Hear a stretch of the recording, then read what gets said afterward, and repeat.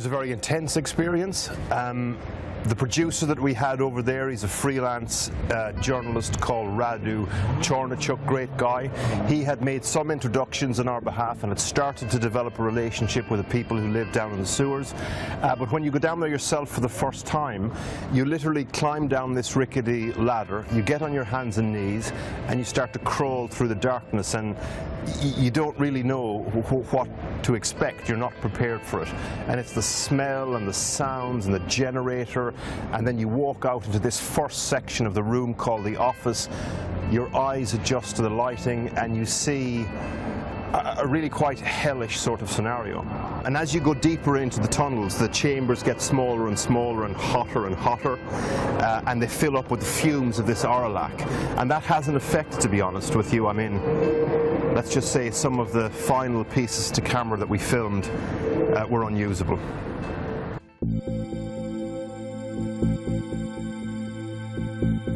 I suppose at a human level you felt claustrophobic, a little bit afraid, to be honest.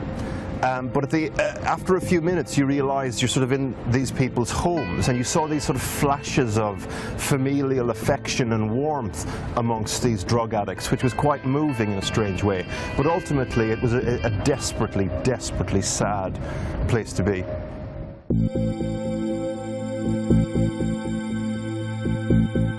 I mean, Nico it was heartbreaking, his story. He lived on a rubbish tip with his father when he was very, very young. The father was an alcoholic, he was abused, he was abandoned, he ran away, he ended up on the streets, he became addicted to this synthetic drug that they use, and then Bruce Lee befriended him, and a complicated relationship, sort of a father-son type relationship, but stranger than that.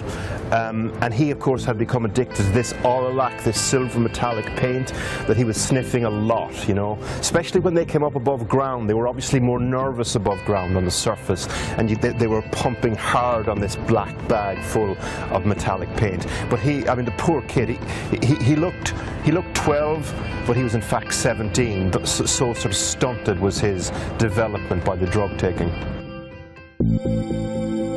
We wanted to challenge him more, to be honest with you, about his drug dealing and his behaviour generally, but it wasn't the place at the time. It was a volatile place. We couldn't challenge him to the extent that we wanted to, and we were on his patch, so to a certain extent he was calling the shots. He's not the kind of person you really ask questions to and get a nice clipped answer. He just talks, and you have to listen.